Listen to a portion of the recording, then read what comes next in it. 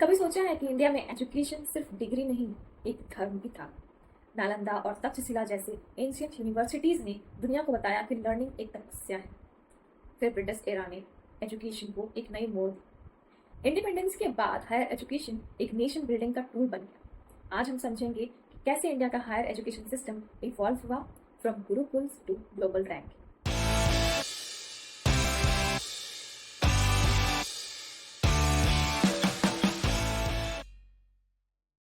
Hello everyone, मैं हूं Neha and welcome back to my channel Neha's academy. कैसे हैं आप सब? होपफुली आप सब बहुत ही अच्छे होंगे एंड आई आल्सो होप कि आप सभी की यूजीसी नेट की प्रिपरेशन भी बहुत अच्छी तरीके से चल रही है। मैं करा रही हूँ आपको paper 1 and paper 2 commerce and management के वो सारे इंपॉर्टेंट टॉपिक्स जो आपको बहुत ही ज़रूरी हैं यूजीसी नेट जेआरएफ क्वालिफाई करने के लिए। तो आज की क्लास में हम जानेंगे हायर एजुकेशन सिस्टम का वो पार्ट जो कि आपके लिए बहुत ही इंपॉर्टेंट होने वाली है। तो प्लीज़ वीडियो को लास्ट तक जरूर देखना। और चलिए बिना किसी देरी के शुरू कर लेंगे हमारी ये क्लास शुरू करने से पहले मैं आपको बता दूं कि अगर आप मेरे चैनल पर नए हैं तो प्लीज चैनल को सब्सक्राइब कर लीजिए, बेल आइकन को भी जरूर प्रेस कर लेना एंड साथ ही साथ कमेंट करके बताना कि आप सभी को मेरी ये वीडियो कैसी लगी। तो चलिए चलते हैं आज की हमारी वीडियो में, जो कि होने वाले हैं आपकी हायर एजुकेशन से evolution and historical development of higher education in India. ठीक है, तो इसमें हम जानेंगे कि किस तरीके से हम डेवलप्ड होकर के आज के हायर एजुकेशन तक पहुंचे हुए हैं और किस किस टाइप के इवोल्यूशंस किए गए हैं हायर एजुकेशन में। इसमें इंडिया की बात कर रहे हैं। ठीक है, तो मैं करा रही हूँ आपको यूजीसी नेट जेआरएफ की प्रिपरेशन, जिसमें मैं आपको करा रही हूँ paper 1 and paper 2 commerce and management दोनों की क्लासेस करा रही हूँ आपके साथ। तो इसके सारे इंपॉर्टेंट टॉपिक्स जो भी आपके लिए बहुत ही ज़रूरी हैं एंड जो आपके एग्जाम को लेकर के बहुत ज़रूरी हैं, वो सभी करा रही हूँ मैं। तो वीडियो में आज तक ज़रूर बने रहिए ताकि आपको आज के इस टॉपिक का फायदा मिल सके। तो मैं हूं नेहा शर्मा, मैं यूजीसी नेट क्वालिफाइड हूँ कॉमर्स सब्जेक्ट से, और मैं आपको करा रही हूँ कॉमर्स एंड पेपर 1 को वेरी इजी, ताकि आप इसके सारे क्वेश्चंस को अटेम्प्ट कर पाएं और आप जेआरएफ क्वालिफाई कर पाएं। ठीक है, तो चलिए, ये जो क्लास होने वाली है बिगिनर्स एंड रिपीटर्स सभी के लिए है, तो आप सभी लोग इस वीडियो को देख सकते हैं एंड इसको देखने के बाद आप इसके सारे क्वेश्चंस अटेम्प्ट कर सकते हैं। चलिए ठीक है, चलते हैं हम हमारे फर्स्ट स्लाइड पे, जो कि हम बता सकते हैं यहाँ पर कि इंडिया का जो ये हायर एजुकेशन सिस्टम है, ये इवॉल्व हुआ 1000 of years के साथ। ठीक है, और इसमें हमें जर्नी में 5 फेजेस मिले हैं। तो इंडियन हायर एजुकेशन जो है वो 5 फेजेस में बटा हुआ है और ये हजारों साल से चलता आ रहा है। ठीक है, चलिए चल लेते हैं हम हमारे पहले फेज की तरफ, जो कि है एंशियंट पीरियड, यानी कि बिफोर 12th सेंचुरी। तो 12th सेंचुरी से पहले हमारा जो एंशियंट पीरियड था और उसमें हायर एजुकेशन कैसे आया, ये देखते हैं। तो India had world famous ancient universities. तो वर्ल्ड फेमस एंशियंट यूनिवर्सिटीज थी हमारे पास, जैसे कि तक्षशिला, नालंदा एंड विक्रमशिला, वल्लभी, उदांतपुरी। ये सब हमारे पास यूनिवर्सिटीज थी जो कि एंशियंट यूनिवर्सिटीज थी, जो कि तक्षशिला जो है वो 6th सेंचुरी से आई, यानी कि आपको देखोगे यहाँ पर ये पाकिस्तान में है अब। ठीक है, वैसे ही नालंदा आई जो कि 5th सेंचुरी में है, जो कि बिहार में है। और विक्रमशिला, वल्लभी, उदांतपुरी, ये सब जो है एंशियंट यूनिवर्सिटीज जो हैं, ये हमारे पास 12th सेंचुरी से सब पहले के यूनिवर्सिटीज हैं। तो इसको हम एंशियंट पीरियड कहते हैं। These were residential universities with thousands of students and teachers। तो ये सारे जो यूनिवर्सिटीज थे ना, जो एंशियंट यूनिवर्सिटीज थे, इन सब में 1000 of students रहते थे एक साथ। रेसिडेंशियल यूनिवर्सिटीज थे, मतलब सोचो ये सारे लोगों का वहां पे रहना और रहने के साथ साथ पढ़ाई करना, सोचो कितनी बड़ी जगह होती होगी वो। ठीक है, जिसमें टीचर्स एंड स्टूडेंट्स सब साथ में रहते हैं। सब्जेक्ट्स इसमें पढ़ाए जाते थे Vedas, philosophy, medicine, astronomy, grammar, logic, Buddhist studies. ये सारी टाइप की जो पढ़ाइयाँ करते थे वो सब इन सारे यूनिवर्सिटीज में पढ़ाया जाता था। सोचो कितना पुराना चल रहा है हमारे जो एजुकेशन है वो। ठीक है, इसमें मीडियम होते थे मेनली संस्कृत, पाली एंड प्राकृत। तो ये सारे जो लैंग्वेजेस होते थे, मीडियम्स होते थे, इन सभी लैंग्वेजेस में पढ़ाया जाता था ये सारे सब्जेक्ट्स। ठीक है, for example Nalanda had a extensive library called Dharmaganj. तो आपको पता है कि धर्मागंज में एक लाइब्रेरी था जो कि एक्सटेंसिव लाइब्रेरी था, जो कि आपको मालूम है कि जब वो जला था तो उसकी जो धुआं जो था वो काफी दिनों तक चलता रह गया था। मतलब इतने सारे उसमें बुक्स थे, इतने सारे, इतने बड़े लाइब्रेरी थी वो, कि उसमें आग लगने के बाद वो बहुत दिन लग गए थे उसको खत्म होने में, उसके धुएं को। ठीक है, चलिए अब आगे बढ़ते हैं हम और देख लेते हैं हमारा मीडिएवल पीरियड क्या था, जो कि 12th से लेकर के 18th सेंचुरी तक चला। तो ये मीडिएवल पीरियड कहलाता है, जिसमें आपको मिलेगा fall of ancient universities due to invasions. ठीक है, तो इसमें क्या हुआ, एंशियंट यूनिवर्सिटी को थोड़ा वो गिरा दिया गया, मतलब कम हो गई। जैसे कि इमरजेंस ऑफ मद्रास एंड मकतब अंडर मुस्लिम रूल्स। तो उस टाइम पे मुस्लिम रूल्स चलते थे हमारे पास, जैसे कि बाबर, अकबर, ये सब चलता ना। तो इन सब की वजह से जो हमारे जो एंशियंट यूनिवर्सिटीज थे उन सभी को खत्म कर दिया गया, गिरा दिया गया, तोड़ दिया गया। ठीक है, तो इसके सब्जेक्ट्स क्या क्या होते थे, theology, law, Persian, Arabic, logic, philosophy. तो हमारे जो वेदास वगैरह जो हम पढ़ते थे, हमने बहुत सारी चीज़ें जो उसमें देखी, मेडिकल को लेकर के सारी चीज़ें थी, वो सब कुछ को हटा करके सब्जेक्ट्स लाया गया। उनके हिसाब से पार्सियन पढ़ना, अरबिक पढ़ो, लॉजिक पढ़ो, फिलोसफी पढ़ो, थियोलॉजी पढ़ो, लॉ पढ़ो, ये सारी चीज़ें आ गई हमारे सब्जेक्ट्स में, ठीक है। और इनके सेंटर्स कहाँ थे? दिल्ली, लखनऊ, जौनपुर, ये सारे सेंटर्स थे किसके? मीडिएवल पीरियड के टाइम के, जितने भी यूनिवर्सिटीज बनी, ठीक है। Higher education become limited mostly to religious and language studies. तो इसमें ज्यादातर क्या पढ़ने लग गए? रिलीजियस चीजें पढ़ाते थे, लैंग्वेज स्टडीज पढ़ाते थे, ठीक है। तो इससे पहले हमारे जो पढ़ने के जो सब्जेक्ट थे वो कितने इंपॉर्टेंट से सब्जेक्ट थे, उसके बाद हमने लैंग्वेजेस पे ध्यान देना शुरू कर दिया, क्योंकि ये जो राज जो चल रहा था वो मुस्लिम राज चल रहा था, राइट। तो उस टाइम पे हम ऑलरेडी जो बाहर से आए हुए लोग थे उन्होंने हमें बताना शुरू किया, और हमारी जो पहले वाली चीज थी वो बंद हो गई, खत्म हो गई। फेज 3 में आया ब्रिटिश एंड कॉलोनियल पीरियड, ठीक है, जो कि 18th सेंचुरी से लेकर के 1947 तक चला, ठीक है। वैसे तो ब्रिटिश पहले ही आ गए थे, बट फिर भी उस टाइम तक भी मुस्लिम राज चलता था, तो उनके अकॉर्डिंग चलता था सब कुछ, ठीक है। फिर बाद में ब्रिटिश राज आ गया, जबकि 18th सेंचुरी से लेकर के 1947 तक रहा। तो ब्रिटिश रूल जो है वो बहुत सारे मेजर चेंज किए उन्होंने, जैसे कि उन्होंने 1781 में कलकत्ता मद्रास बाय बैरन हास्टिंग्स इस्लामिक स्टडीज बनाई, ठीक है, मदरसा बनाया, सॉरी मद्रास पढ़ा मैंने, मदरसा, ठीक है, कलकत्ता में मदरसा बनाया उन्होंने। फिर 1791 में संस्कृत कॉलेज बनाया बनारस में, जो कि जोनाथन डुनकन ने बनाया। एंड देन 1857 में फर्स्ट 3 मॉडर्न यूनिवर्सिटी बनाई, जैसे कि Kolkata university, Bombay university, Madras university. तो ये जो क्या है, मॉडर्न यूनिवर्सिटी है, फर्स्ट 3 मॉडर्न यूनिवर्सिटी है। आपको ये याद रखना चाहिए कि जब पूछेगा ना आपको कि इन कौन सा ऐसा यूनिवर्सिटी जो है वो फर्स्ट मॉडर्न यूनिवर्सिटी जो है बनाया गया था, या फिर बोला जाएगा कि इन तीनों को किस ईस्वी में बनाया गया था, तो आपको याद रहना चाहिए 1857 में, ठीक है। 1892 में बनाया गया यहाँ पर हंटर कमीशन, जो कि सेकेंडरी एजुकेशन रिफॉर्म था।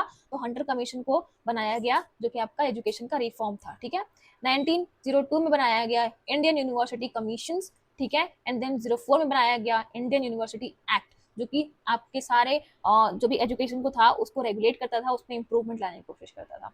फिर 1916 में और से उसके 20 तक में Banaras Hindu university, Aligarh Muslim university, university of Mysore. तो ये सारी चीजें क्या है, ये सब बनाई गई 1916 से लेकर 1920 के बीच में, ठीक है। तो ये भी पूछ सकता है आपसे, आपको देखो हायर एजुकेशन में ये सारी चीजें बहुत ही इंपॉर्टेंट है। तो आप प्लीज ये सारे पॉइंट जो मैं आपको करा रही हूँ ना बहुत इंपॉर्टेंट है, प्लीज इसको जरूर पढ़ना।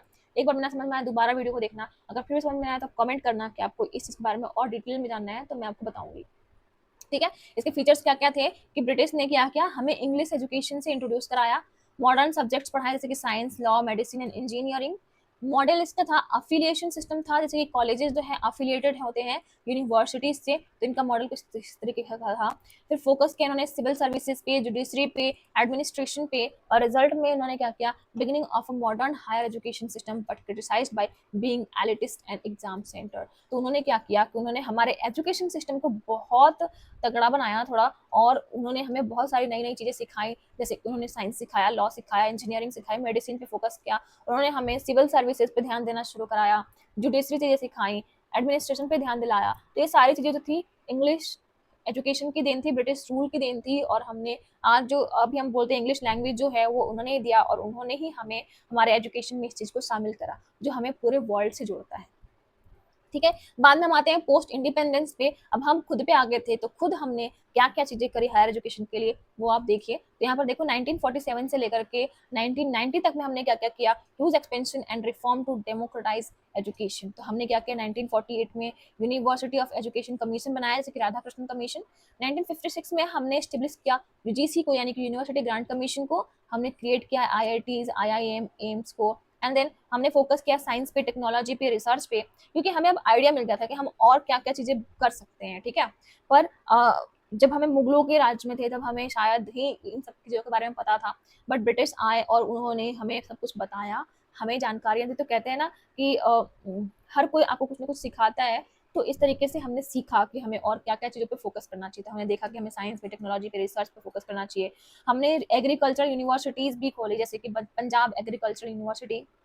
फिर 64-66 में कोठारी कमीशन भी आया, जो कि रिकमेंड करता है नेशनल पॉलिसी पे, यानी कि हमने नेशनल पॉलिसी ऑफ एजुकेशन पे भी हम आए। हमारा गोल क्या था, डेवलप करना स्किल मैन पावर को, प्रमोट करना सोशल जस्टिस को एंड इकोनॉमिक डेवलपमेंट को। तो हमने धीरे धीरे, जैसे हम पोस्ट इंडिपेंडेंस हुए, यानी कि हमने इंडिपेंडेंसी के बाद हमने बहुत सारी चीज़ें ऐसी सीखी जो हमें हमारे कंट्री को डेवलप कर सकती थी। क्योंकि अभी तक हम सब जो थे वो कहीं ना कहीं किसी और के अंडर में काम कर रहे थे, और अब हम खुद पे आ गए तो हमने खुद को बदलना शुरू किया। तो कॉन्टेम्प्ररी एंड रिसेंट डेवलपमेंट्स जो कि 1990 से लेकर के प्रेजेंट में चल रहा है, उसमें हमने क्या क्या चेंजेस किए ये आप देखो। तो फेज नंबर 5 जो है वो क्या कहता है कि हमने यहाँ पर प्राइवेट एंड डीम्ड यूनिवर्सिटीज बनाए, यानी कि इसका रीजन हुआ यहाँ पे ऑटोनोमियस कॉलेजेस हुए, जैसे कि ओपन एंड डिस्टेंट लर्निंग के बारे में बात करी हमने। 1994 में नैक का स्टैब्लिशमेंट हुआ, जैसे कि क्वालिटी असेसमेंट के बारे में देखा। 2005 से लेकर के अभी तक में एनआईआरएफ बना। डिजिटल इनिशिएटिव्स हुए, जैसे कि स्वयं, मूक्स, ये सब चीजें आए। फोकस हमने किया स्किल डेवलपमेंट पे, एम्प्लॉयबिलिटी पे, रिसर्च पे, और हमने न्यू एजुकेशन पॉलिसी बनाई जो कि 2020 में बना, जो कि हॉलिस्टिक, मल्टीडिसिप्लिनरी है, मल्टीपल एंट्री एग्जिट्स है and academic banks of credits होते हैं इसमें, ठीक है। अब इंडिया जो है world third largest higher education system बन गया है आफ्टर चाइना एंड यूएसए। तो इंडिया जो है तीसरा नंबर 1 हायर एजुकेशन सिस्टम वाला देश बन गया है, जो कि चाइना एंड यूएसए के बाद का देश है। बट सोचो, जहाँ पे हम बहुत सबसे लास्ट में आते थे लगभग, वहां पे हम आज कितना आगे बढ़ चुके हैं, और हमने अपने आप को कितना आगे बढ़ाया है इन सब चीजों के साथ।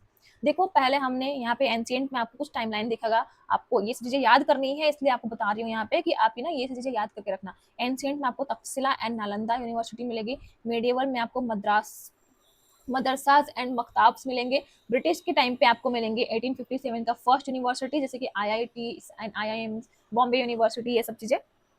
फिर पोस्ट 1947 में आपको मिलेगा 1956 का यूजीसी, एंड मॉडर्न में आपको मिल रहा है national education policy, digital initiatives, private universities, colleges, ये सब। तो ये सारी चीजें देखिए आपने कि किस तरीके से हमने शुरू किया और हम कहाँ तक पहुंच गए हैं, और हमने कितना अपने आप में डेवलप किया है, ठीक है। तो आज की क्लास में हमने जाना कि यहाँ पर हमने 5 फेजेस देखे। कौन कौन से फेजेस देखे? Ancient, medieval, British, post independence and recent. इसमें आपने देखा कि हमने residential, holistic, secular and religious में हम थे। एंशिएंट में, जिसमें हम नालंदा एंड तक्षशिला यूनिवर्सिटी को देख पाते हैं। मेडिएवल में हमने रिलीजियस इंस्टीट्यूशंस देखे, जैसे कि मदरसाज, मकताब्स देखे। और हमने यहाँ पे ब्रिटिश रूल में देखा कि मॉडर्न यूनिवर्सिटीज आई, इंग्लिश के बारे में जाना हमने, ठीक है। एंड देन कलकत्ता यूनिवर्सिटी उसी टाइम पे बना। पोस्ट इंडिपेंडेंस में हमने एक्सपेंशन किया और नेशनल इंस्टीट्यूट्स पे ध्यान दिया हमने, आईआईटीज एंड यूजीसीज बनाए। और रिसेंट में हम प्राइवेटाइजेशन पे ध्यान दे रहे हैं, ICT and national education policy पे, जैसे कि आपको प्राइवेट यूनिवर्सिटीज मिल रही हैं एंड एनआईआरएफ वगैरह मिल रहा है, सब कुछ, ठीक है। तो इस तरीके से आपने देखा कि आज की क्लास में हमने क्या क्या चीज़ें सीखी हैं। तो हमने देखा कि इंडिया का जो हायर एजुकेशन जो है उसकी जर्नी कहाँ से शुरू हुई। तो हमने एंशिएंट सेंटर से लेकर के हमने आपको मॉडर्न सेंटर तक पहुंच कर लेकर के आए। हमने किस तरीके से फेज नंबर 1 से लेकर के फेज नंबर 5 तक पहुंचे, और हमने कितना डेवलप किया है। आज हम वर्ल्ड के तीसरे नंबर पे हैं, जो कि हम कहीं उस लिस्ट में शामिल नहीं हो पाते थे, और आज हम नंबर 3 पे हैं। क्यों? क्योंकि हमने अपने आप को इतना डेवलप किया है हायर एजुकेशन के सिस्टम के थ्रू, ठीक है। तो आज के लिए बस इतना ही। मिलेंगे नेक्स्ट वीडियो में, जिसमें मैं आपको हायर एजुकेशन के और भी बहुत सारे टॉपिक्स बताऊंगी, एंड साथ ही में मैं आपको सारे पेपर 1 एंड पेपर 2 के वो वीडियोस दूंगी, जो कि आपको बहुत ही इंपॉर्टेंटली आपको हेल्प करेंगे आपके यूजीसी नेट जेआरएफ को क्वालिफाई करने में। एंड साथ ही मैं आपको पेपर 2 के कॉमर्स एंड मैनेजमेंट के वो सारे टॉपिक्स दूंगी, जो कि आपको ग्रेजुएशन लेवल पे, पोस्ट ग्रेजुएशन लेवल पे एंड बहुत सारी चीज़ों में आपको हेल्प करेंगे। तो चलिए मिलते हैं नेक्स्ट वीडियो में। तब तक के लिए आप सभी वीडियो को लाइक जरूर कर देना, कमेंट करके बताओ कि आप सभी को मेरी वीडियो कैसी लगी, एंड मिलेंगे नेक्स्ट क्लास में नए टॉपिक के साथ। Wish you very all the best for your preparations. Bye bye.